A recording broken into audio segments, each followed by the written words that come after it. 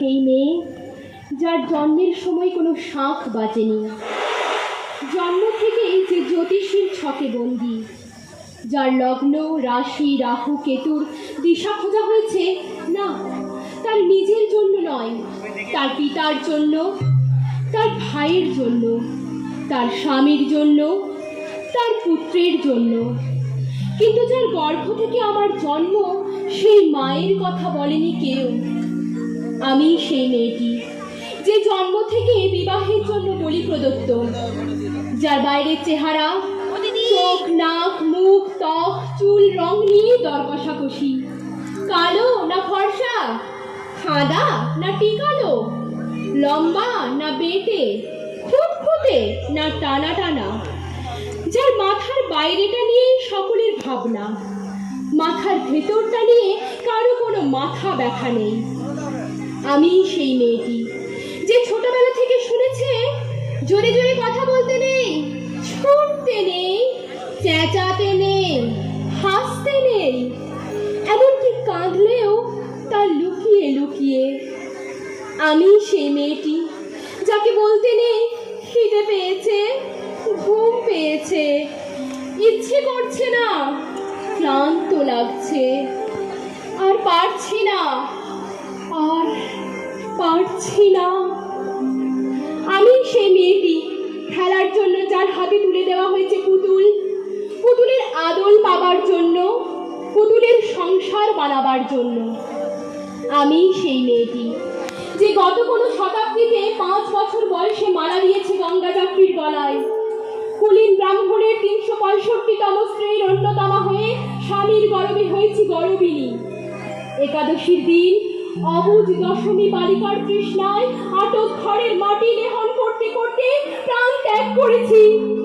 সন্তানের পর সন্তান জন্ম দিতে দিতে যন্ত্রণায় মুখ ফসকে পড়েছি সতীকাকারে, জ্বলে পুড়ে মরেছি সতী দাহে। আমি বুঝতে পারিনি যে চাকরির জায়গায় নিজের কাজের কুশলতা দেখাতে নেই। আমি বুঝতে পারিনি যে আমার প্রেমিককে তার প্রেমপত্রের বানান ভুলগুলো ধরিয়ে দেওয়াটাই আমার ভুল হয়েছিল। আমি বুঝতে পারিনি যে আমি যদি কবি হতে চাই আমার বন্ধুরা বলবে ওটা কবিতা হয়নি, পদ্য হয়েছে। আমি বুঝতে পারিনি যে 20 শতাব্দীর শেষ সীমানায় এসে দাঁড়িয়েও এই পুরুষ শাসিত সমাজ বুদ্ধিমতীদের জন্য অপ্রস্তুত। আমি সেই মেয়েটি যে দেখেছে একটি নারী কেমন করে নিছক মেয়ে ছেলে বনে যায়, চরিত্রের উল্টো দিকে হেঁটে যায় সফল স্বামীদের গিন্নিরা, শিক্ষার চেয়ে উজ্জ্বলতা পায় বেনারসি শাড়ির ফুলকি, বুদ্ধির চেয়ে দীপ্তিমান হয়ে ওঠে অন্ধকারের হীরা পান্না। আমি সেই মেয়েটি, জানেন জানেন আমি সেই মেয়েটি যে জীবনের কয়েকটি বছর ভুলের পর ভুল পুনরূপী ভুল করে চলেছি।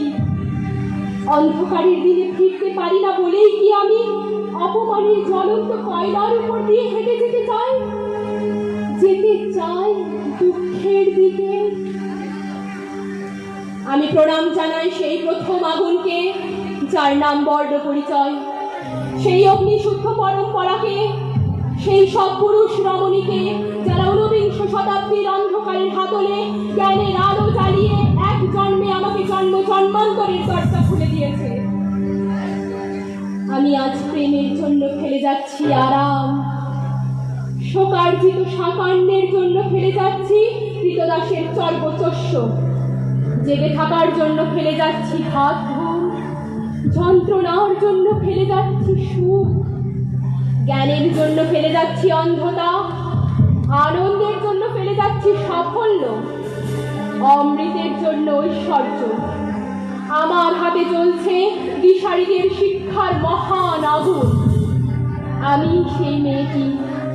আপনারা আপনারা নিজের দর্পণে দেখে আমাকে চিনুন, আমাকে চিনুন, আমাকে চিনুন। নমস্কার।